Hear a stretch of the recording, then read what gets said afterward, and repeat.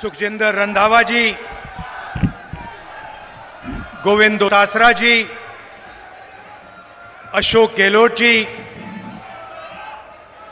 सचिन पायलट जी, श्रीमती शिमला नायक जी, अंकुर मिगलानी जी, सिहाग जी, हमारे कैंडिडेट्स गोविंद राम मेघवाल जी, कुलदीप इंदौरा जी, कांग्रेस पार्टी के वरिष्ठ नेता,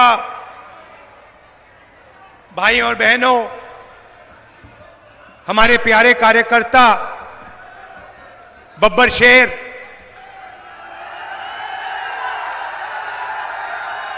जो कांग्रेस पार्टी की विचारधारा के लिए जान देने को तैयार होते हैं, और प्रेस के हमारे मित्रों, देश में सबसे बड़ा मुद्दा कौन सा है? बेरोजगारी। किसी से भी पूछो, यात्रा में मैंने हजारों लोगों से पूछा सबसे बड़ा मुद्दा कौन सा है, खट जवाब आता है बेरोजगारी सबसे बड़ा मुद्दा है। दूसरे नंबर पे कौन सा है? दूसरे नंबर पे महंगाई। दूसरे नंबर पे 90% लोग आपको कहेंगे पहले नंबर पे बेरोजगारी, दूसरे पे महंगाई। अब आपने एक चीज नोट की होगी कि हिंदुस्तान की जनता से अगर आप पूछें तो वो आपको बताएंगे पहले नंबर पर बेरोजगारी, दूसरे नंबर पर महंगाई। मगर अगर आप हिंदुस्तान के मीडिया से पूछेंगे या मीडिया को देखेंगे तो आपको लगेगा सबसे जरूरी मुद्दा अंबानी जी की शादी है,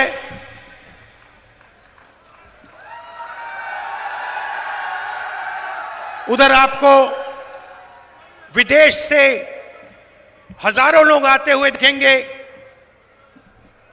24 घंटा मीडिया में आपको नरेंद्र मोदी जी का चेहरा दिखेगा। कभी वो समुद्र के नीचे जाएंगे,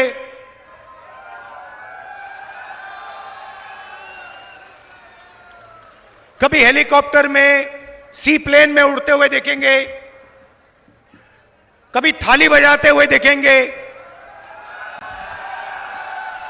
कभी मोबाइल फोन की लाइट बजा दिखाने को बोलेंगे। तो ये सवाल कुछ समय से मैं अपने आप से पूछ रहा था कि ये जो मीडिया है इसका काम जनता की आवाज उठाने का है नहीं? मगर ये जनता की आवाज, जनता के मुद्दों के बारे में कभी बोलते ही नहीं है, कभी नहीं बोलते। अब इनकी गलती नहीं है, ये बेचारे बोलना भी चाहें, इनके मालिक इनको नहीं बोलने देंगे। अरबपति मालिक जिनका कंट्रोल है वो इनको बोलने नहीं देंगे। मगर एक और बात मुझे पता लगी। कुछ महीने पहले मैंने मीडिया के बारे में, हिंदुस्तान की सबसे बड़ी कंपनियों के बारे में, प्राइवेट अस्पतालों के बारे में, प्राइवेट कॉलेज यूनिवर्सिटी के बारे में, इनके मैंने आंकड़े निकालने शुरू किए। मैं सोच रहा था कि पता लगाता हूं ये मीडिया में कौन लोग बैठे हैं कि ये जनता की बात करते ही नहीं है। सवाल था, आज मैं आपको थोड़ा सा बताना चाहता हूं। हिंदुस्तान में पिछड़े वर्ग की 50% आबादी है तकरीबन, कोई जानता नहीं है। मगर कहा जाता है कम से कम 50%। आदिवासियों का 8%, दलितों का 15%, माइनॉरिटी 15%, गरीब जनरल कास्ट के लोग तकरीबन 5%। मतलब 90% से ज्यादा हिंदुस्तान की आबादी या पिछड़े वर्ग की है, या दलित, आदिवासी, गरीब जनरल कास्ट की। भाइयों और बहनों, मैंने मीडिया कंपनी के सारे मालिकों की लिस्ट निकाली और इनके जो सीनियर पत्रकार हैं, जो बड़े बड़े एंकर हैं, पूरे हिंदुस्तान में मैंने इनकी लिस्ट निकाली। आपको आश्चर्य होगा कि हिंदुस्तान के मीडिया के मालिकों की लिस्ट में और सीनियर मैनेजमेंट की लिस्ट में एक पिछड़े वर्ग का व्यक्ति नहीं है, एक नहीं है। मतलब 50% आबादी जिनकी है,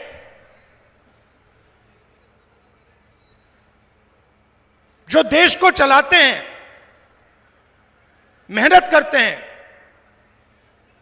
उनमें से एक व्यक्ति हिंदुस्तान की मीडिया में आपको नहीं दिखाई देगा। दलित 15%, एक दलित व्यक्ति आपको मीडिया में नहीं दिखाई देगा। आदिवासी 8%, एक आदिवासी आपको सीनियर मीडिया में मालिकों की लिस्ट में नहीं दिखाई देगा। गरीब जनरल कास्ट के लोग नहीं दिखाई देंगे, माइनॉरिटी का कोई लोग नहीं दिखाई देंगे। ये 2-3% लोग मीडिया में रोजगार पाते हैं,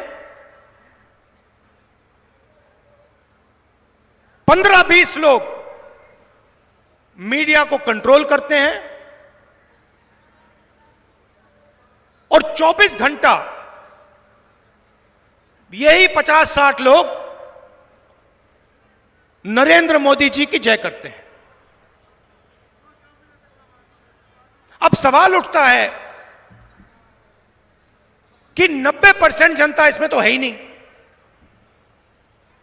तो सबसे पहली बात, ये जो मीडिया वाले लोग हैं, ये आपके नहीं हैं, ये हिंदुस्तान के पिछड़े वर्ग के, दलितों के, आदिवासियों के, ये आपके नहीं है। क्योंकि अगर ये आपके होते तो पिछड़े वर्ग के लोग मीडिया की बड़ी बड़ी कंपनीज के मालिक होते, एंकर्स होते, सीनियर मैनेजमेंट में होते, और 24 घंटा जो देश के असली मुद्दे हैं, इनके बारे में आपको कभी दिखेगा नहीं। किसानों का एजिटेशन हुआ, किसान सड़क पे उतर गए, हरियाणा, पंजाब, राजस्थान, मध्य प्रदेश, पूरे देश में, और मीडिया में क्या आता है? आतंकवादी हैं। मीडिया में आता है और बीजेपी के लोग कहते हैं आतंकवादी हैं। बेरोजगारी की बात कभी नहीं आएगी, महंगाई की बात कभी नहीं आएगी। इनका काम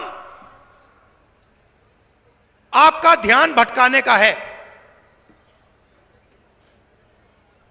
ये सिर्फ चाहते हैं कि पिछड़े वर्ग के मुद्दे, किसानों के मुद्दे, गरीबों के मुद्दे नेशनल और रीजनल मीडिया पे ना आए। और इनके जो मालिक हैं, इनको करोड़ों रुपए सरकार देती रहती है। मीडिया में आपका कोई नहीं, बताइए, हिंदुस्तान की सबसे बड़ी कंपनियों में 200 सबसे बड़ी कंपनी है, उनके मालिकों में और उनकी सीनियर मैनेजमेंट में मुझे बता दो पिछड़े वर्ग के कितने लोग हैं? एक नहीं मिलेगा। मैंने लिस्ट निकाली है, 200 नाम की लिस्ट निकाली, मालिकों की लिस्ट, सीनियर मैनेजमेंट की लिस्ट, उसमें आपको एक पिछड़े वर्ग का व्यक्ति नहीं मिलेगा, एक दलित नहीं मिलेगा, एक आदिवासी नहीं मिलेगा, एक गरीब जनरल कास्ट का व्यक्ति नहीं मिलेगा। नरेंद्र मोदी जी ने इन लोगों के 16 लाख करोड़ रुपए माफ किए हैं। अब आप कहोगे 16 लाख करोड़ रुपए कितना होता है? इतना बड़ा नंबर है, आपको और हमें पता ही नहीं लगता कितना बड़ा है। मैं बताता हूं आपको। नरेंद्र मोदी जी ने हिंदुस्तान के 25-30 सबसे अमीर लोगों का इतना कर्जा माफ किया जितना 24 साल मनरेगा में लगता है। समझिए बात, जितना 24 साल में मनरेगा में जाता है, उतना पैसा नरेंद्र मोदी जी ने 15-20 लोगों का कर्जा माफ किया। देखिए, पहली लाइन में 3, 6, 9 कितने लोग हैं पहली लाइन में? तकरीबन 20 लोग होंगे। पहली लाइन में 20 लोग हैं। हिंदुस्तान की हालत समझनी है तो मैं बताता हूं आपको। हिंदुस्तान के सबसे अमीर 22 लोगों के पास उतना ही धन है जितना 70 करोड़ लोगों के पास है। एक तरफ 70 करोड़ लोग, उसमें पिछड़े वर्ग के लोग, दलित, आदिवासी, गरीब, जनरल कास्ट के लोग, और दूसरी तरफ 22 लोग। 70 करोड़ लोग क्या कह रहे हैं? 70 करोड़ में से किसान कह रहे हैं हमारे को एमएसपी दे दीजिए। युवा कह रहा है हमें रोजगार दे दीजिए। महिला कह रही है महंगाई से हमें बचाइए। कोई सुनने वाला नहीं, कोई सुनने वाला नहीं। नरेंद्र मोदी सीधा कह देते हैं मैं किसानों को एमएसपी नहीं दूंगा।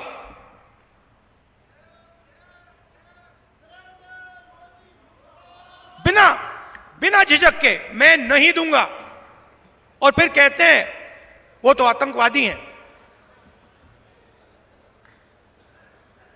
वायदा किया था 2 करोड़ युवाओं को रोजगार दूंगा, 15 लाख रुपए दूंगा बैंक अकाउंट में। 15 लाख रुपए से ज्यादा आपके जेब से उठा के ले गए। जीएसटी, नोटबंदी, लाखों रुपए। पहली बार किसान टैक्स देता है। हिंदुस्तान की हिस्ट्री में पहली बार किसान टैक्स दे रहा है। और जितना टैक्स आप देते हो जीएसटी में, उतना ही अदानी देता है। यह आपने शर्ट खरीदी, 18% जीएसटी आप दोगे।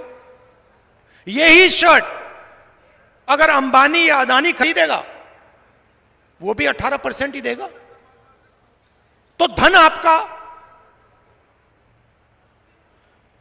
वो अरबपति है। और जितना टैक्स किसान देता है उतना वो देता है।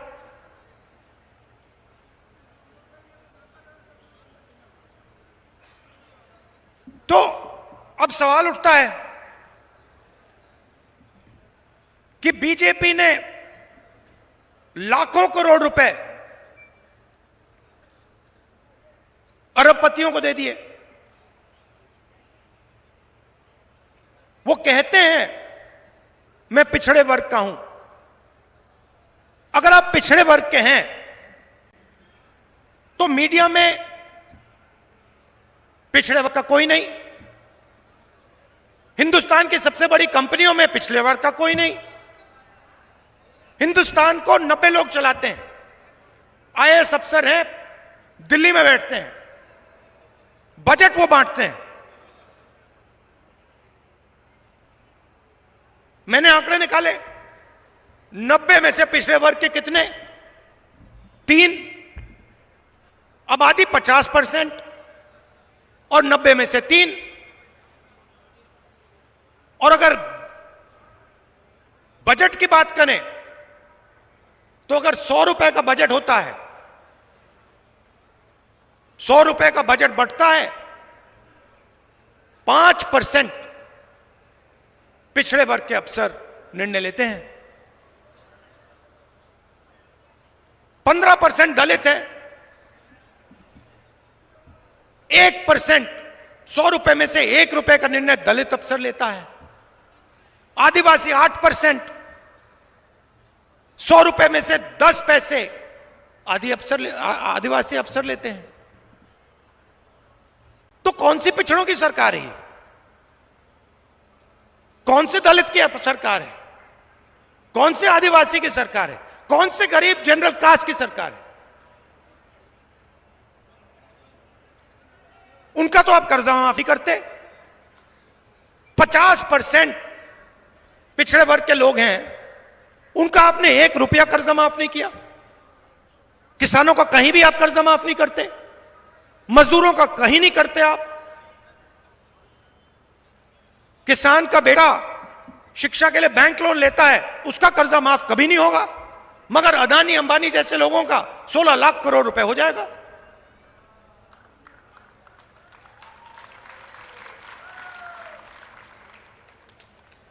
चौबीस घंटा मीडिया बात करेगी, कभी आपको क्रिकेट दिखाएगी, कभी आपको बॉलीवुड के स्टार दिखा देगी, ध्यान इधर उधर करवाएगी, और फिर आपका जीएसटी का पैसा सीधा उन्हीं 20-25 लोगों के जेब में जाता है। तो सवाल उठता है कांग्रेस पार्टी को क्या करना है? मैं आपको बताता हूं, यहां पे लिखा है, जितना पैसा उन्होंने अरबपतियों को दिया, उतना पैसा हम गरीबों को, पिछड़ों को, दलितों को, आदिवासियों को उठा के दे देंगे।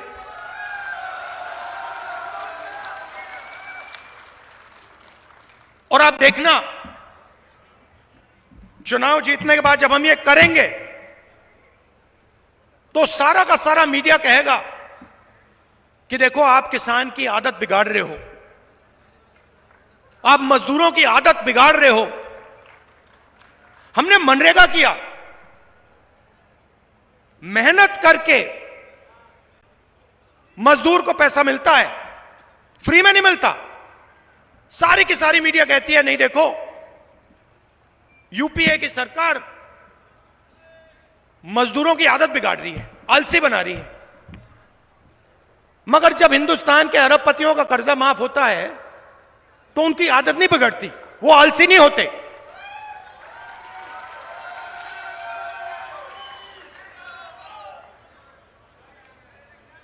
तो 5 वायदे हमने आपसे किए हैं, मैं उनको पढ़ लेता हूं। सबसे पहले, आज तक कोई नहीं जानता कि पिछड़ों की कितनी आबादी है, दलितों की कितनी आबादी है, आदिवासियों की कितनी आबादी है, कोई नहीं जानता। तो हमारा पहला काम, जाति जनगणना। चोट लगती है, डॉक्टर कहता है एक्सरे करो। चोट हिंदुस्तान में जनता को लग रही है। जाति जनगणना और इकोनॉमिक सर्वे और हिंदुस्तान के जो धन है उसका सर्वे हम कराएंगे। पता लगाएंगे पिछड़े वर्ग के कितने लोग, गरीब जनरल कास्ट के कितने लोग, दलित कितने, आदिवासी कितने, माइनॉरिटी कितने, और पता लगाएंगे हिंदुस्तान का धन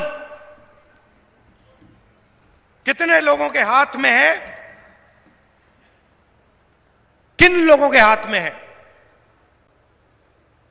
हर संस्था को देखेंगे, मीडिया को देखेंगे, बड़ी बड़ी कंपनियों को देखेंगे, सरकारों को देखेंगे, पता लगाएंगे क्या सचमुच में पिछड़ों की भागीदारी है, दलितों की भागीदारी है, आदिवासियों की भागीदारी है, गरीब जनरल कास्ट की भागीदारी है। और जाति जनगणना से दूध का दूध पानी का पानी हो जाएगा, सब पता लग जाएगा।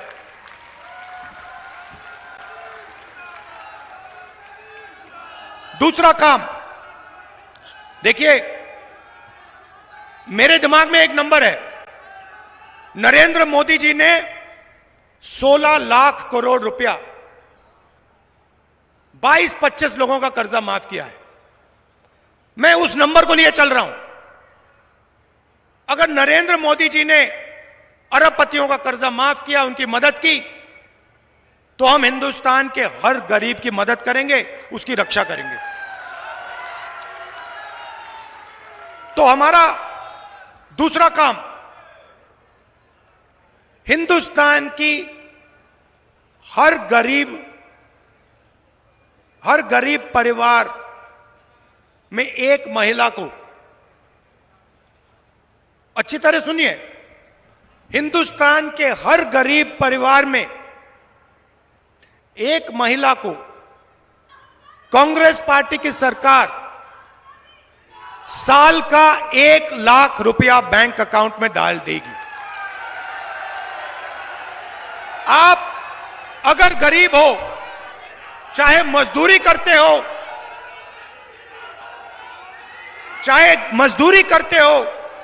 चाहे खेती करते हो, चाहे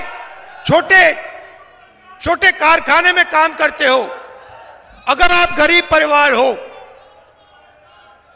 आपके परिवार में एक महिला को महीना का 8,500 रुपया, साल का 1 लाख रुपया सरकार बैंक अकाउंट में डाल देगी और उस दिन तक डालेगी।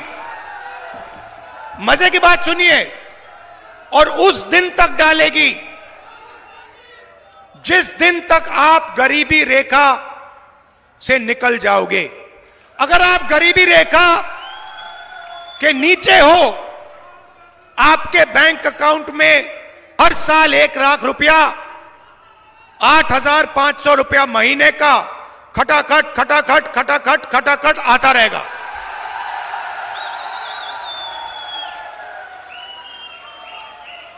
और एक झटके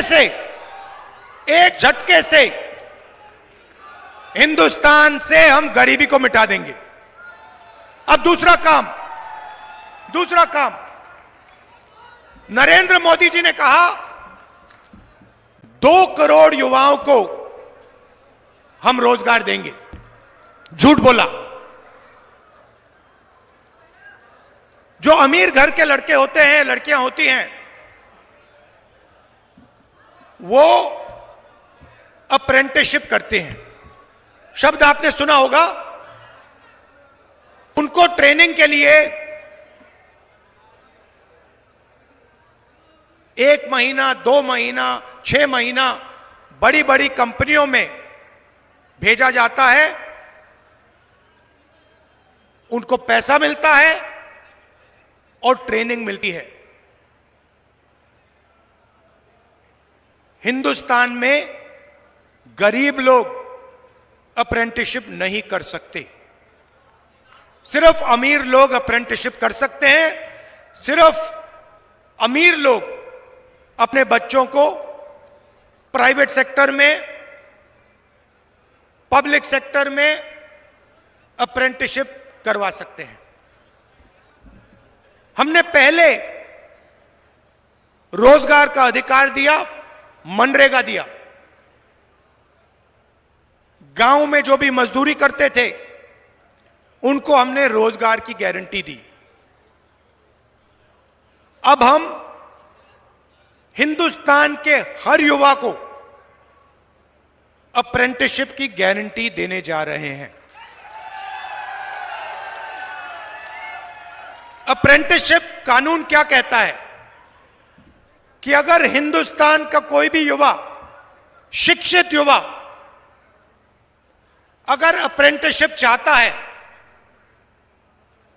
तो प्राइवेट कंपनियों में, पब्लिक सेक्टर यूनिट में, सरकारी कंपनियों में, सरकारी ऑफिसेज में उसको 1 साल की अप्रेंटिसशिप और 1 लाख रुपए हिंदुस्तान की सरकार देगी। और फिर अगर वो युवा अच्छी तरह काम करेगा, 1 साल के अंदर अच्छा काम करेगा, 1 लाख रुपए तो मिलेंगे ही मिलेंगे, मगर फिर उसके बाद उसको नौकरी भी मिल सकती है। भाइयों और बहनों, 30 लाख सरकारी पोस्ट हैं, नौकरियां हैं, 30 लाख।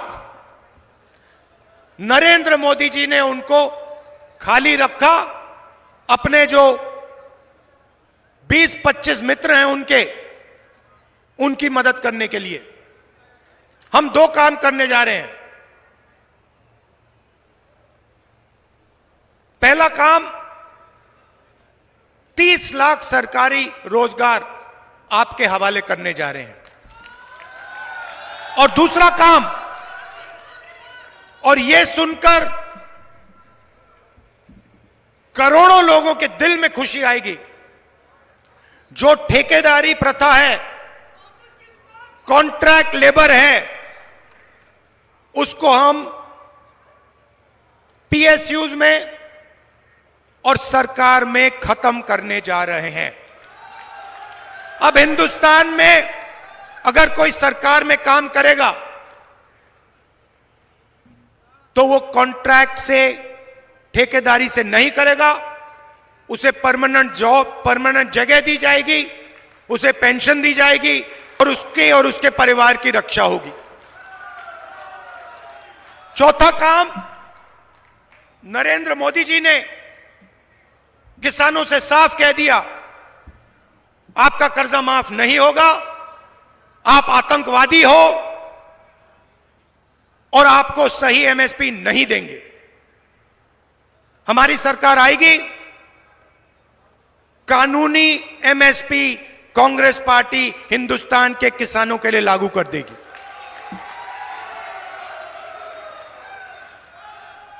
और अगर नरेंद्र मोदी कर्जा माफ कर सकता है तो कांग्रेस पार्टी फिर से किसानों का कर्जा माफ करके आपको दिखा देगी। तो ये मैं आपसे कहने आया था कि देखिए, जितना उन्होंने 20-25 लोगों को दिया, उतना हम हिंदुस्तान के करोड़ों लोगों को देंगे। और आखिरी बात, राजस्थान में, उत्तर प्रदेश, तमिलनाडु, हिंदुस्तान का हर प्रदेश अपने युवाओं को सेना में भेजता था। सेना गारंटी देती थी कि अगर आपको कुछ हुआ, कुछ भी हुआ, हिंदुस्तान की सरकार आपकी देखभाल करेगी, शहीद का दर्जा देगी, पेंशन देगी। अगर आप शहीद हुए, आपके परिवार को कॉम्पनसेशन मिलेगा, आपकी पेंशन उनको मिलेगी, कैंटीन मिलेगी। यह वायदा हिंदुस्तान की सरकार हिंदुस्तान के जवान से करती थी। यह वायदा नरेंद्र मोदी ने अग्निवीर बनाकर यह वायदा तोड़ा है। और यह अग्निवीर स्कीम जो है, भाई और बहनों, यह आर्मी को नहीं चाहिए थी। ये आर्मी ने नहीं कहा कि हमें अग्निवीर चाहिए, ये नरेंद्र मोदी जी ने पीएम ऑफिस से अग्निवीर योजना लागू की है।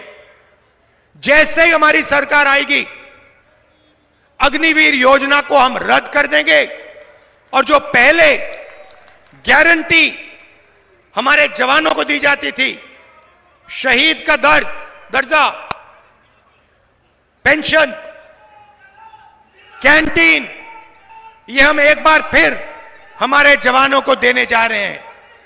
आप सब यहां आए, गर्मी में आए, दिल से आपका धन्यवाद करता हूं। भाइयों और बहनों, ये चुनाव संविधान को और लोकतंत्र को बचाने वाला चुनाव है। ये चुनाव 90% वालों का चुनाव है, पिछड़ों का, दलितों का, आदिवासियों का, गरीब जनरल कास्ट का। एक तरफ अदानी जी और हिंदुस्तान के बड़े बड़े अरबपति, नेशनल मीडिया, पूरा का पूरा धन उनके हाथ में, कांग्रेस पार्टी के बैंक अकाउंट बंद कर दिए, इलेक्टोरल बॉन्ड से दबाव डालकर, हफ्तेबाजी कर बीजेपी ने हिंदुस्तान के बड़े बड़े उद्योगपतियों से पैसा लिया है।